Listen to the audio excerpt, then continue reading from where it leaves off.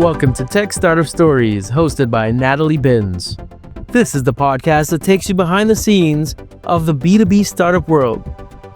Hi, I'm Natalie Binns, and I'm the host of Tech Startup Stories. This podcast is really designed to share the unique and challenging journeys of all the people that are building small startups to scale-ups in the tech space. My background? Initially, I was in sales, and then I moved into marketing, and I've been lucky enough to work with some amazing tech companies. But my passion is really startups. And that led me back to helping tech startups set up their marketing and go-to-market functions where the budgets are tight and the resources are few and far between. So let's get into this week's podcast. Hi, everyone, and welcome to this week's episode of Tech Startup Stories. And super excited today because I've got Derry Holt from OneUp Sales. I have to first talk about your LinkedIn profile picture because there you are. And if you haven't seen it, you do need to check it out. Derry is wearing a very snazzy jacket with what can only be described as almost Formula One headphones and microphones. So I'm not sure whether you're about to burst into song, do some kind of karaoke Tom Jones rendition, or what's going on there. But please tell us what that photo is all about. Yeah, I mean, thankfully, I'm not going to start singing anytime soon because I can't sing. So that's probably a good thing. So that's possibility has been eliminated. That was actually a picture from Sao Paulo in Brazil in February last year, so about 12 months ago. Basically, in adjacent to running the business, I do video games commentary where I travel around the world talking about video games, which sounds absolutely bonkers. Best way to think of it is you imagine like a football commentator. I do the same thing, but for competitive video games at the highest level. I've done it for about 10 years or so. And that was me and my co-caster working in the semi-finals the day before the grand final. Loads of fun. It always means we get to dress up nice in some nice shirts and jackets and wear those very cool headsets that make us sound fabulous. So yeah, here we are. That's my kind of like my life by night. And then during the day, I run the business. Wow. I don't know how you actually have time to do both, to be honest. That sounds very We need it glamorous. sometimes, to be fair, but here we are. Well, I mean, obviously, your background, tell us a little bit more. Yeah, sure. So my background, I was a video games developer for a couple of years. Into university, I was really interested in computers as a young kid and went to university to go and do computer games programming. And while I was there, ended up getting a placement with a company called Exient down in Oxford, and they were one of the developers on the Angry Birds series for Rovio. That's a game that no one remembers anymore because Fortnite's come along and very much knocked it off the top spot, it feels, these days. Parents everywhere know how much kids love that game. And just straight out the back of working there, me and my co-founder James were like, it'd be really cool to combine what we know about making video games with the world of sales, because he used to work in door-to-door sales. And the company began life as being able to run sales competitions where whether you were the marketer, whether you were a cleaner, whether you were an admin, didn't matter who you were, you could pick a squad of salespeople and earn points for how they performed against their KPIs throughout the week. And over time, that then evolves into being a much more sprawling product than it is today, with things like reporting, TV displays that go up around the office, competition management still being a big part of it, plus a lot of automation into tools that companies already use to try and keep their teams more motivated. Very long journey. We did it now for about a decade or so. Lots of lessons along the way. It's been a very fun ride. I want to know where you were when I was leading sales teams because I had to do everything manually. And I used to love running those sales competitions. And anyone that's listening to the podcast will probably remember from the Black Spider days of all sorts of competitions that we would run, incentives. I think we even did like a World Cup themed one at one point. So the fact that you're automating it is amazing. It's exactly that. Otherwise, everything is a spreadsheet and a whiteboard, right? The number of times I speak to people and they say, we love running them, we always want to do them, but doing all the admin to make sure it's up to date, communicating it out to people, it just adds so much burden. Unless you really invest in it, you don't get enough out of it. So that's what we're trying to solve. What has been the shift that you've seen within your customer base in the last sort of 5 years? Yeah, I mean, we mainly sell to recruitment agencies. So although we do target sales teams and we have a few non-recruiters on our books, recruitment agencies is the kind of niche that we fell into. And we tried to stay really focused in that area. We saw prior to COVID, I'd say basically most of our clients were office-based. There were very few that were remote. Post-COVID, we ran a survey about a year on and asked all of our clients, what are you doing these days? What's your setup? And 76% of them were hybrid, 4% were fully remote, and the other 20% were fully back in the office. I think there's been a continual lean towards going back into the office more as many people are appreciating the energy that you get. They enjoy getting out of the home, for example. So I'd say these days it's probably more like 50-50 for those that are full-time versus those that have hybrid. But there's definitely more flexibility being afforded to recruiters that do want to say, on Friday, I want to work from home, like I've got to look after my kids, whatever else it might be. As long as the work is being done these days, it feels like there's more agency being afforded to people. That being combined though with the downturn means that expectations are still very high. So for those that can't deliver, naturally it kind of means people are asking, is this the right job for you if you can't do the numbers even when you're at home? Mhm, mhm. And what about for you guys? What's your kind of view on, the setup for working from home or being in the office? Well, back before COVID, we had an office in Birmingham and Brindley Place. I think there's 7 of us all in there together. And then COVID kicked in, the madness of furlough and all the rest of it broke out. And we kind of realized after about 6 months, we actually like not commuting 2 to 3 hours a day. That's a lot of time that you lose being stuck on public transport, hating every second when you're packed onto a train like a sardine in a tin. It's not a good time. And I think because we were a very dev heavy company early on, and because me and my co-founder are both technical by nature, we appreciate the time and the value that you get from being undisturbed to get things done without having to have someone walk past you and start up a conversation, for example. Like I think a lot of roles when it's not sales focused aren't very conversational. Things like dev, again, is a great example. You being able to get locked into your work for like 15 minutes straight puts you into that flow state where you can get a lot done and time just flies. If you're being nudged every 5 minutes, have a conversation, someone wants to check in, see how things are going, it just breaks you out the flow all the time. So we made the decision to go fully remote back then. But one thing we've done really well that I'm very proud of, and I've had some really interesting conversations with other founders about this, is we've put in place like a meetup, rota schedule, whatever you want to call it, that we employ across the company. So every 3 months, the whole company comes together, all 40 of us, for 2 days in a city in the UK. It could be Leeds, Manchester, Bristol, Birmingham, you name it. We try a different place every single time. And then between those big 3 monthly get-togethers, we also have 6 weekly department get-togethers. So, for example, it might just be the dev team getting together by themselves to have that day together, normally 2 days, sorry, and they'll focus on some topics that are quite relevant to their world. Sometimes we'll do a collaboration where the customer success team might get together with marketing, or sales will get together with admin and finance. Like it can be a real mixed bag. And we try and make sure that those very human connections still exist. Where it really then all comes to a peak or summit, whatever you want to call it, is once a year we do a big annual offsite where we take the whole company away to somewhere in Europe for a week. We've done Portugal so far, we've done Serbia, we've done Malta, and then this year we're taking everyone to Barcelona in October, I think it is. So that's how we try and maintain that culture. So although we say we're remote, we're all based in the UK, so it's quite easy to do. We say that we're remote. I kind of view it as being hybrid, but not hybrid in the way that everyone else perceives it, where you might have a day or two a week in the office. We just make it a very intense couple of days together or a whole week together in one burst, rather than saying, let's get together every week, because naturally that is not going to be affordable or very friendly to the climate. Mm. And I'm guessing that Portugal's a little bit more glamorous than being in the centre of Birmingham. Isn't it just? Yeah. Not that there's anything wrong with Birmingham. Birmingham's very much HQ, but yeah, I would definitely go as far as saying it's not the most glamorous place to have a team get together. So with your, target audience, how have you, seen them shift in terms of the way that they're working? The recruitment industry is blessed and cursed in many ways. And one of the ways I'd say in which it's cursed is that it's one of the first to feel the effects of any kind of downturn or economic difficulty, and one of the last to recover. So in 21 and 22, it was absolutely flying. You know, everyone was hiring. We were in that zero interest rate policy era. Money was flowing freely. Everyone was hiring hundreds of people. So recruiters were absolutely loving life. It really was the golden age for recruitment. Then we get to 23 and 24 when that stops and the music is turned off, and then everyone's like, oh God, we've overhired here. We haven't got enough jobs or requirements for us to fill here.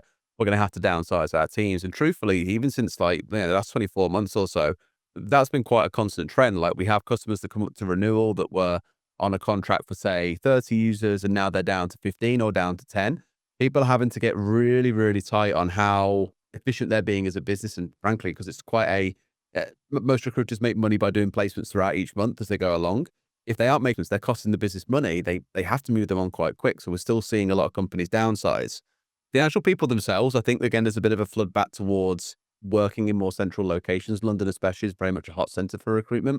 I think people are realizing that when you've really got to hunker down and deliver and put up good numbers, having everyone together in the office and driving that culture, not a toxic culture, but I'd say an intense one, is like, you have to do it. Otherwise you're really going to struggle. Don't get me wrong. Some have stayed more remote for those that have moved out to the countryside and they're making things work. That's completely fine. But I'd say by and large, we're seeing a push back towards being in busy city centers now because of the culture that it creates. Sure, sure, absolutely. So From your perspective, in terms of your own business growth, you've seen, obviously you talked about having a big team, you've got different departments. How big is the organization now, and what does that kind of look like? Sure. We've got 40 people in total across the whole business. I think about a quarter of those are in sales, about a quarter in dev. I think our customer success function is 5 people if you include our team lead. We've then got a delivery function that is support and implementation combined. That is, Carly, can we forget this wrong? I want to say it's 6 people going up to 8 a week. And then a few in finance and admin roles like that supporting it as well. So quite an even split, I'd say, across the whole company and the key departments that we need. Mm, mm. So you're growing quite quickly. I'm guessing that that hasn't been a straight line, in terms of your overall hiring process. Yeah, I'd say it's been, I wouldn't even call it so much lumpy. It has been kind of spread out as to when we've needed the resource. Normally based on when we'd like raise a funding round, we go out there and say, right, here are the roles that we need right now. Let's go and pick up these people to make sure we've got the capacity in this department. And then as time rolls on, we'll say we expect that we're going to need a couple more developers, another customer success manager, 2 more in support at that point. And those have been planned, just not needed at that exact moment. And so it's doubled up to being about 40 heads now. And I think we've set up 40 heads for about 6 months or so. I don't anticipate we'll grow much more beyond this point for now, because in the same way our clients are focused on trying to become more efficient, we're now looking at the same and saying, cool, we've got to get revenue to this point to become profitable. So how can we do that without increasing headcount? Where can we make efficiency gains here? And that's where a lot of our focus is at the moment. Indeed. And taking you back to sort of the early days of the organization. So you set up with your co-founder, and you were both coming from a slightly different perspective. You mentioned that he was sort of in door-to-door sales. You've come from that kind of gaming developer background. So was it a match made in heaven? How did you find those kind of early days? Well, we came together because I remember in the set, so we both did computer games programming at university. He'd done his time in door-to-door sales for 18 months, become a team leader, and then thought, you know what, I really want to learn to code. It's where he really felt a passion existed. And it was during our second year at university where he said, well, we were on a conversation as a big group of us. What do you want to do? And people were like, oh, I'd love to go and work at this company and work on Call of Duty. I'd love to go and work at this company up in the north and work on the next Grand Theft Auto. And me and him sort of said to each other and everyone else in the room, like, we'd really like to do our own thing, to be fair, and give it a go independently. And that's when we sort of started the conversation about, should we try our own thing one day? So we did come back from our placement years and settled down to third year. We started things up. I'd say in the early days, it was classically very, very scrappy. It was 2 guys who had zero clue about how the water business really, really worked, trying to build a company. And there were so many errors that we made around what we prioritized in terms of product development, not getting out there and speaking to customers enough. Like, very classically, I often say when I go and talk at events, I've got like a presentation saying 10 ways not to build a startup, because we did so many things wrong, like hiring your friends and investing money in the wrong place and not speaking to customers and all these different things that we'd mucked up along the way, and probably lost 5 years of progress that we could have saved if we'd been a bit more clued up before the start of things. We always worked together really well because we were both very ambitious. I think both very, very stubborn. If you ask our first employee who's still with us today, he'll say, oh, they used to shout and bite all the time. And I was like, it wasn't that bad, was it? I certainly don't recall it that way. But if you're saying it, it's probably true. I think just 2 very, very passionate people with very, very strong ideas coming together and trying to make things happen sometimes does mean that, heads get butted together. But over time, we've settled very comfortably into a role where I'm the CEO who deals with everything that's not tech. And really, he's the guy who worries about making sure things like the servers are online and the product actually works. So we found our lanes now that we both operate inside of very, very comfortably. But it definitely took a few years at the start to iron out exactly where those lines were drawn. But tell me about the kind of lows that you guys experienced during that time. Many lows along the journey when I look back at it. There's probably 3 or 4 cases where the business could have died, but we kept things going. Number one was back at the end of 2016. We'd been going at it for about 12, 18 months, making about £300 a month through various sort of bits of contract work that we'd done. And our university had funded us through a incubator program they were running. He was having to sleep on my bedroom floor 2 nights a week, for example. It was the real kind of classic scrappy early startup stories, which are always good fun. And we got towards the end of 2016, and it was a bit like, man, we've been going for 12 to 18 months. We're not really making money here. We haven't got any customers. We don't really know what we want our product to be yet. But should we pack it in? And then I think it was the next week we had an email from an investor out the blue, and I was like, yeah, we'll have a conversation. And quite naturally, that ended up in them funding us 6 months later, which is really cool. So we thought, yeah, cool, we're funded now. Everything's going to be absolutely great. Only we went out and hired the wrong people for what we needed. Truthfully, hired a lot of people that we knew personally, like someone had done 20 years in sales, for example, and thought, oh, they'll be amazing at this. They weren't really cut out for B2B sales and never really used LinkedIn, for example. So it was just the wrong people at the wrong time. Great at what they do, just not for what we needed them to do. And so we got to the end of 2017, had to let everyone go, down to me and my co-founder. We were making 2K a month in revenue, had no cash left. And of that 2K, 3/4 was going towards paying our server bill and £500 was going to my co-founder to pay his mortgage. So we could have easily jacked it in then and said, forget about it, let's go into industry, get jobs because we need to earn some money here. And over the next year or so, we managed to build it up to about 10K monthly recurring revenue through a couple of key partnerships. Fast forward to say COVID times, and when all of your clients are then emailing you being like, yes, we need to cut our spend, we can't afford to keep doing this anymore. I just thought, oh God, it's all going to collapse again. I've got like 8 or 9 staff now that I need to pay the salaries of, and we simply can't afford it. It was horrid. And like our VP sales at the time left us, everything was falling apart. And I thought, you know what, let's pack this in again and go and do something else. This is too stressful. Persevered again, and we've carried on. And then now here we are today. So those are the sort of 3 near-death encounters I'd say the business has had along that journey. Very fun ride. Wouldn't recommend it to everyone, that's for sure. And you've got a very poignant box behind you that says Death's End. I think that is such a testament to you guys that you've managed to break through those really challenging times. And I'm sure that anybody listening to this and other co-founders and CEOs have experienced those lows, but I feel like you guys just kept going because you had something. Go on, tell me. I'm allowed to swear a little bit or not? Of course, of course. Because frankly, we were stubborn arseholes. Truthfully, looking back now, I don't know why we didn't pack things in sooner and go and get jobs to make money elsewhere. It would have been far more sensible for our lives because the chance of us surviving and being able to get to where we've got to was so incredibly low. But a lot of things went our way. Don't get me wrong, it was a lot of hard work as well, but a lot of things went our way when we needed them to, like the boom in the recruitment industry is a great example of that. Otherwise, it would have been an onward struggle to really get nowhere. And also now we're dealing with the wind back of that and we're trying to work through another problem. But I look back at it now and just think it's only because we were so stubborn and probably a little bit stupid and naive that we're still going today. Otherwise, it would have been wound up years ago. Mm. So I wonder on that, when you define your positioning and your target audience, and you guys have really honed in on the recruitment industry, what is your view on expanding that? What was the real rationale behind narrowing in on that particular industry? Honestly, because we built the business back to front, it's another one of my 10 ways not to build a startup. One of the things that we did very wrong was we came up with the idea for a product and then tried to find a market to buy it. We thought this whole competition management thing with running like a fantasy sports style thing was really cool. Barely anyone else was doing it. And when we found out that Microsoft had acquired a company that did exactly the same thing a week prior, when we came up with the idea, we were like, oh no, someone else has done it. And our mentor actually was like, that's not a bad thing if Microsoft are willing to buy a company that does this. Like, get out there and do it.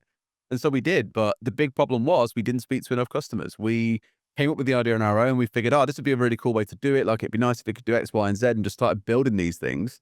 We were certainly lucky that some of the ideas we came up with were really liked by our market. Things like the TV display system we built in like a weekend. Thought that'd be really cool to give it a go. Like, I'd like that if I was in an office. Just so happened our clients did. But it certainly wasn't a well thought out, well researched, well understood problem area we were going into. And so we happened to just sort of stumble into the recruitment industry, and we were presenting at, I think it was our accountants at the time, like award. They did like an entrepreneur thing where they got a bunch of startups that were their clients and got them in a room and had them pitch to all of their clients essentially. And we were one of the top 3 in that pitch on that day. I found out the next day on Twitter when I saw them post about it that a recruitment company called PSR Solutions were in the room. DM'd them on Twitter, got through to the intern who happened to be sat right next to the director who was really into the whole fantasy sports style idea. Met him for a coffee and they became our first customer, paying us like £400 a month or something like that. I can't say it went particularly well for 6 months because a bunch of their directors turned around and were like, we wouldn't use this even if it was free, which is a real stinging thing to hear when like you're the founder that's put all this blood, sweat and tears into making this thing work. And they eventually turned out as a customer. They're now back with us, which is great to know all these years on that they're now back and using us again. But it really was by accident that we fell into that industry. And then we thought, well, if these guys have got this problem, then others clearly have got it as well. And then I just went crazy on LinkedIn back before it became an automated hellhole, messaging people saying, hey, we're a tech startup doing X, Y, and Z.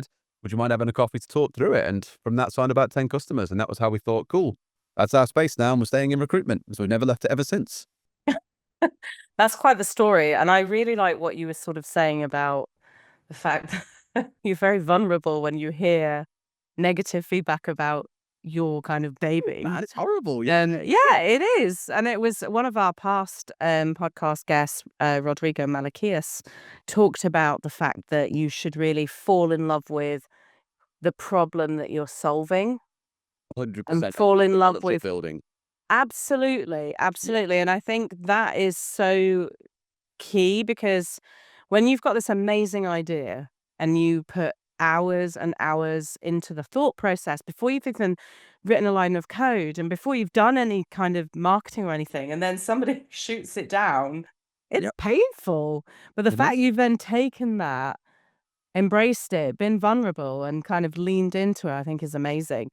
There's lots of other use cases out there where there's competitive sales teams where, it's tough. It's hard work being a salesperson, Absolutely. really hard work. And sometimes having this incentive can be the difference between having fun in your work environment.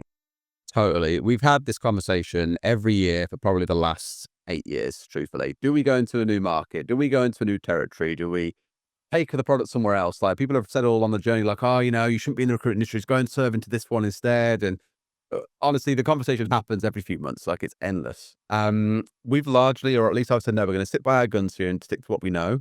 But for a few reasons. If we look at, say, B2B SaaS, because that's the space that we know well, and same way you do by the sounds of it too, is it's a more expectant market. The product that you offer to that market tends to need to be a little bit more mature. It needs to be more developed. It needs to be pretty cutting edge, especially amongst the sea of AI-led products that you have out there today and that are popping up all the time. Yeah, it's a very mature market. There's also more competitors that serve that space already. Whereas, because we know that there's a bit of a barrier to entry in the recruitment space, namely through integrations with the systems that you need to get data out of for this to be effective, we know that that's a good barrier to sort of protect the moat that we've now built in that space. It's not saying we'll never go outside of the recruitment market and try and serve a different one. We've done research into the real estate industry. We've spoken to utilities companies. We've done all this work before. We just haven't seen a big enough opportunity to say, yeah, there's a market of a similar size available here to recruitment that we should go into. If we're going to go somewhere, it's going to be opening up a market that is 5 to 10 times bigger than the recruitment one and gives us the ability to really take this towards 8 figures of revenue rather than the 7 that we're at now. Totally makes sense. And, I think once you really hone in and find, great product market fit, that's really where you want to stay. And for a lot of companies out there, when they're starting out, they have to go on that journey, just like you did, of really finding, which problem are we solving and who are we solving it for is almost the biggest thing. Totally. When I speak with my clients and other founders and CEOs, it's forget what you think you're building. Who is this really going to help and why? Yeah. And once you figure that out, then you can align everything to what they need and start to build the product around their needs and tailor it to their needs. On that side, when it comes to tailoring for that specific market, what's your approach on development of the product? How are you gathering feedback or suggestions on features and things like that? Largely, I pushed that away to my VP of product, being honest. Adam is very, very good at taking ideas from me, from customers, from prospects, from different stakeholders, and distilling out a lot of the noise, whereas I would always kind of be pulled towards the one that I personally thought was really cool. And that's the way that we built the product in the early days. He's very, very good these days at knowing what it is that we need to do. A large part of our movements today have been, okay, how can we better support larger customers? Because the way we built the product before, when I coded it all those years ago, it wasn't really built for scale. It was built for 10, 20, 30 users maybe. Whereas now that we've got a client that is, for example, 700 users, it's like, right, this is now going to support 700 users' data on a page at once.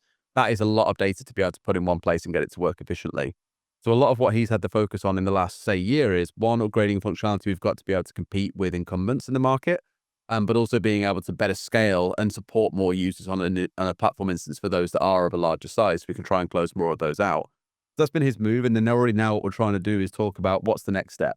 Because we had our leadership team day on Wednesday, and one thing that our VP sales put out in the room was like, we're at 350 users today, and we've kind of worked through most of our market already. Of course, we can go back around it again. Timing is a thing, but how could we take ourselves from 350 clients to 3,500? How could we 10x this genuinely? And a lot of it, we honestly think, comes down to product differentiation. Like, what we do is good. Is it like, oh my God, once you see it, you have to buy it because it's that like groundbreaking? It isn't, being completely candid with you. I don't mind being honest about that. And so one thing that we've actually put me and James, my co-founder, to task on is saying, right, let's go and spin up what we call now an incubator. Let's go and just take some random ideas and iterate on them really quickly. It hasn't got to be pretty. It can be cowboy code. Like, it's taking me 3 hours to spin up an MVP of a proof of concept that we've got, for example, as one thing internally. But we're now going out there and saying, what can we do to really innovate here and do something beyond, even being 10 or 20% better than what our competitor might be? How can we be 10x better? How can we be completely different? So we're now really trying to innovate and say, let's come up with something completely new, something that our team can't really do because it's too high risk or because it would require too much time and resource. What can we as founders put together? And I was saying yesterday, I think that's something that we have lost along the way a little bit as a journey is, as I'm trying to kind of force myself into the CEO role to lead a business, to be focused on strategy, to hire the right people, to look after cash and things like that, we lose what really got us into this in the first place, which is building really cool things. Like, our whole reason for getting into business was, sure, we're a little bit stubborn, but the main reason was we really wanted to build cool things that we wanted to build. Like, not just building them for someone else and doing it in an area we don't like. We wanted to build products we were interested in and solve really cool problems. And so we're trying to get back to our roots as founders a little bit now, where innovation really comes online inside the business. We'll see what that yields. It's only literally been 2 or 3 days since we started doing this. But while we've got the sort of stable side of the product running along with Adam leading that, me and James are over here trying to think about, right, cool, what's something that if we started again on day one, say today was day one, what would we go out there and solve? What would we go and do with all the knowledge we've got? So that's an interesting conversation we're going through with products at the moment. Love that. And I think everybody talks about innovation, particularly when you start an organization. But the fact that you guys are actively sort of saying, oh, we kind of got a bit lost because life happens, because your head's down. Too focused on trying to build this professional business that just, does its thing without really being innovative and reminding ourselves of our startup origins. Like, that's what we lost along the way, I think, a little bit. Mm. And I think of you guys as almost a phoenix. You've gone through that journey in the time that you've been sort of growing the business. You've had those moments where you've almost got to the burning stage. If you're a Harry Potter fan, I don't know whether you are. I am. No, I can be. But you have those burning days and of things that just seem like they're awful, and then you guys have emerged beautifully out of each of those challenges. In the recruitment market, it's been a tough few years. It's been Yes. highs and lows, and I know quite a lot of recruiters in my network are starting to see the light at the end of the tunnel, so to speak. And I hope that means great guns for you guys and a great opportunity for you to take that growth. From a go-to-market strategy, you've mentioned you've got a VP of sales who's leading the charge. What's been your approach from a sales and marketing perspective to really drive into the market? Outbound sales has been our dominant thing. Like, you led an SDR team, so you know exactly what I mean with this. Like, marketing in our market has been a very interesting one where it's not always the strongest path.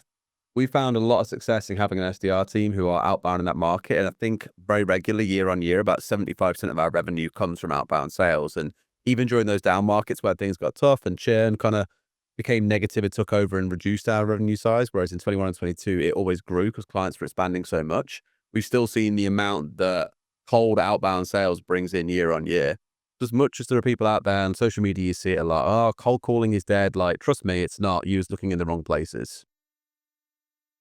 Do you know, I think that's a really interesting topic. I see that too. Lots of people saying, oh, cold calling is dead. But in actual fact, not. I think that we're so overwhelmed with digital messages. We have so much content thrown at us that the old school approach of actually picking up the phone and speaking to somebody, I think there's so much value in that. And actually, again, a previous podcast guest really talked about that face-to-face interaction, networking, and really having those, personal conversations. That's what's really driving sales. And, it breaks through that noise. So I'm really glad that you guys are being successful with that outbound sales model and practicing what you preach. I'm guessing that you guys run your own incentives using your own. We do. You do. 100%. I mean, it's funny because we're remote, right? So we've had to make tweaks to the products we've gone along to be able to support those companies that are more remote. But if nothing else, that's just better fuel for the product, which is always great to see. Yeah, you're a great test case for that, aren't you? Yeah, absolutely. Brilliant. So, I guess my final question is really, having been through the journey that you guys have been through, and wow, what a journey you've been through so far, and I can see that there's so much in your future, and the next sort of 12 to 18 months are going to be really interesting. I think everything's going to start picking up. Already seeing lots of roles out there, and lots of people saying they're hiring. um, what advice would you give to any kind of startup founders or co-founders that are out there, in terms of just some tips and tricks really? Ooh, always again such a broad question, and many, many answers you can give to it as well. There's lots of advice, like I say, I could give. If I was to pick a specific one out, try your very best to get out there and understand what a great team looks like. Because I think no matter what team you hire, you'll always be convinced it's a great team. But no one really has a true understanding of what a great team is unless you've been in one, I think. Like, I look over the years as to how we've built up our business, and I can think back to like day one being like, yeah, this team's amazing, even when realistically 6 months later, we were moving some of those people on. And that's been a trend throughout the years where you're like, yeah, our team's great right now. And then it's like, okay, actually, there's one or two names on there that we should move on. And we've had to then go and do that. If you don't know what it is, go and ask someone like another founder, can I just come and sit in your office for a day if you really believe they've got a great culture and a great team? And just speak to people to understand what really makes an A player as well. I think having a definition of that in your own mind is great. Get it written down and see if that marries up with someone else's understanding of an A player.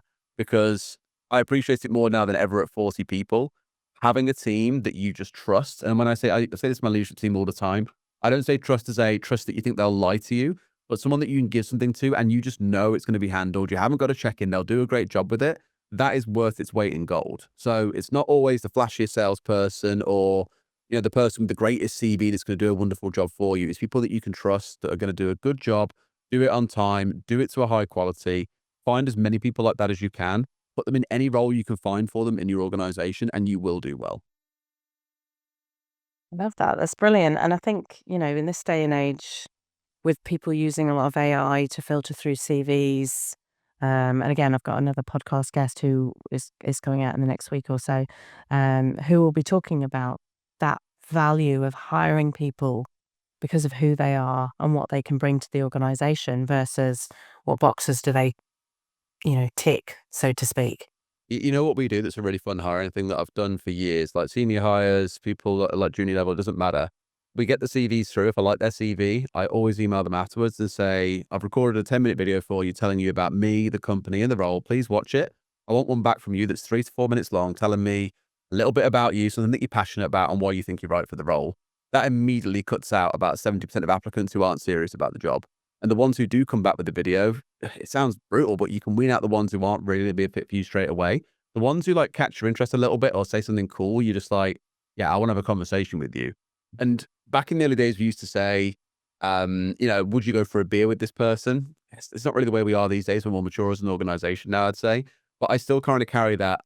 Does this person get me excited? Would I be keen to see what they can produce and what they can do? Is there genuinely like a spark here? Like, did they do something remarkable, or if they said something cool they've done that shows they've got that little something about them? Those are the things that we always try and look for. And I just find that doing that video screening early on, not being a robot about it, I always record a video first and say, look, I've done one for you to watch here so you know what we're all about. I find that's a really cool way, one, to build a really good candidate process, but two, to make sure that you're getting really interesting people inside the organization as well. Love that. Brilliant. Brilliant. Excellent. Thank you so much for being on the show, Derry. It's been a pleasure to speak to you today. Your journey is super exciting, and I can't wait to catch up with you again in probably about 12 months' time, to see how the company has grown and the things that you've experienced. No, I appreciate it. Thank you. Look forward to coming back on. That's it for this episode of Tech Startup Stories. Have a story you'd like us to share or a topic you'd want to cover? Reach out and we'd love to hear from you. Until next time, take care.